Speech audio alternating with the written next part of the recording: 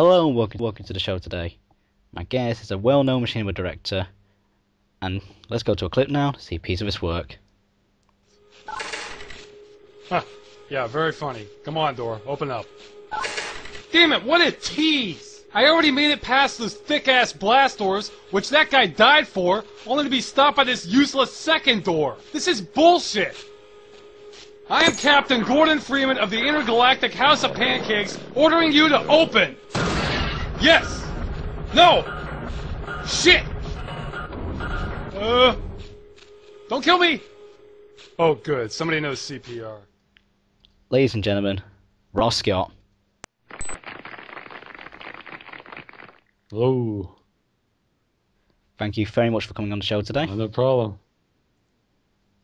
Now, of course, the first thing I always ask on the show, what got you into machinima? It was basic. Well, I've been interested in movies as long as I can remember. It was a way of making movies with having basically no resources aside from a computer. Just kind of started experimenting with it and kind of got farther and farther until I made the first video. Now, of course, you used like the Half-Life engines and sometimes Gmod. To you, what's like the hardest part of making a machinima? Is it actually like filming? Is it the writing? Animation. I mean, that doesn't really apply to everything I do, like with Freeman's Mind, but animation. That takes out the majority of the time easily. And bugs, but more lately. Oh yeah, because you mentioned on your website that you had troubles with the Half-Life 2 engine. Yeah, I kind of see machinima as kind of like a big hack for it because, I mean, even though you have some scripted sequences in the game, the engine wasn't really designed to be used the way I'm using it, I don't think. It just has enough abilities kind of strung in together that I'm sort of able to create stuff in between the cracks. Now, of course, you're probably a bit better known for your series Freeman's Mind. Now, of course, what gave you the idea to give Gordon Freeman a voice? Well, Gordon Freeman, I think, is one of the most famous silent protagonists out of video games. Where, I mean, it's interesting that, you know, I've seen comments before about how much people love Freeman, and you know, Half-Life is the greatest game and such a great character when he really doesn't have any character at all, except for just the most minimalistic amount possible. So it seemed like really ripe if you were gonna just kind of make comments on it, you know, like Mystery Science Theater 3000. It was one of the more obvious choices because it's so open. You know, you never have to worry about matching a voice or, you know, not having opportunity to say anything. Now, of course, Freeman's Mind took off massively. It became very well known throughout the machinima community. I mean, did you expect it to be as popular as it became? No, not at all. In fact, on some of my older website posts, I was looking at those recently when I transitioned the website, and I think I even made a comment how I didn't think it was going to do very well. But, you know, it was really, I really kind of see it as a runaway experiment. So I created it basically. I wanted something I could produce faster than my other series, Civil Protection.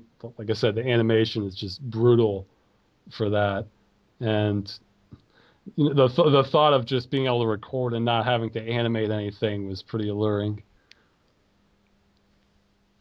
Now, as we know, as I said, Freeman's Mind became quite popular. That it pretty much spawned what's now known as like the Mind series genre. So there's like loads of people who became inspired by you to try their own Mind series. Have you ever seen any of the other Mind makers? I mean, I've interviewed once before a group called, now nicknamed the Masterminds.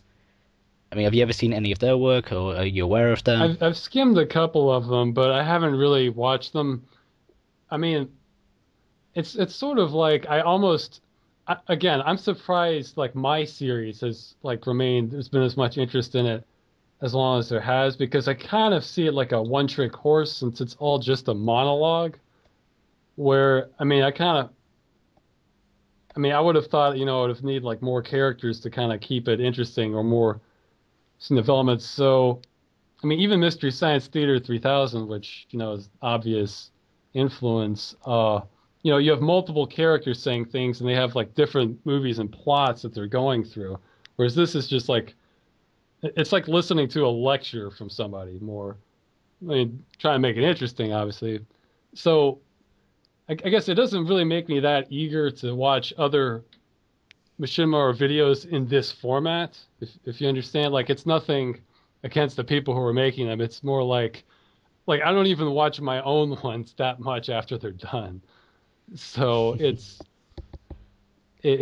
just, I don't know. I kind of feel like I kind of hit the ceiling on what I can do with that. Now, you're also a part of the Machinima Director Program. I mean, did you apply to be that, or did they send you an email like saying we want you to be part of this group? They contacted me. I before. I'm not sure if I did that before or after Freeman's Mind. It was after a few episodes of Civil Protection where, back when you could submit videos on their website, machinima.com, that was like such an obvious place to put like a new machinima video I'd made. And they were pretty happy with the ones I'd made so far, so they put me on that afterwards. Yeah. Now, very quickly, I mean, you mentioned Civil Protection. I mean, you got these two great characters. Are any of them influenced by yourself, or? Sorry, I didn't. Can you repeat that? And Civil Protection, two characters in it. They are both great characters to me. Is there any influence from yourself or your friends? Yeah. Well, they've kind of mutated into their own characters now, but I mean, you could pretty easily make the argument that they're kind of like different aspects of my own personality, like much more so than Freeman. like for how I portray Freeman, only a small minority of what I say there is like represents my own actual thoughts, where some of my reasoning processes or things I think would be funny are more directly influenced. Like, well, if I was this person, what would I say? But no, they're not modeled after. That's something I've only thought of like in retrospect. They're not really intentionally modeled after anyone. I was just trying to create kind of two kind of characters that I thought would contrast well, and that I still liked. So. There's like one question that I feel that I must now ask you, because I think like your whole fan base must be asking you this. Okay. Are you gonna do Freeman's Mind in Half-Life 2? The answer's on my website. It's maybe. Basically, I kind of want to finish Freeman's Mind 1 first and see if it's still about as popular. If it's fallen off massively, then probably not. I'd rather work on something else. But if it's still about as popular, then I guess, I may as well. I mean, I'm absolutely want to do my best and not have it get stale by the time I do get to the end of Half-Life 1. But, I mean, I don't think there's much danger of that happening, but say it did, and, like, I don't want to be like the Garfield of Machinima, Like, I mean, or just comic strips that have been in the paper for just years and years and years, and they played out every joke and it's not funny, or, like, incredibly predictable. Like, if for whatever reason I got to that point, I definitely would want to do something else. So you wouldn't like to try and push it too far. You'd rather let it rest when it's done. Well, no, I'll try to do it. I'll try to keep it as interesting as I can. It's still a few ideas. And actually, I think Half-Life 2 would be a lot easier because there's many more characters to interact with and give commentary back to. And that's a lot easier to write for than just wandering concrete corridors with like nothing there. So. Well, there you go, everybody. If you want him to do it, well, yeah. We'll wait until wait until I finish the first one. Now, so you got Freeman's Mind, you got Civil Protection. You do quite a lot of this yourself, correct? Oh yeah, yeah. Like, I mean, well, the earlier videos I did everything except, well, a friend of mine does the voice of Dave in Civil Protection, so I'd record him, Craig Mengel. But what?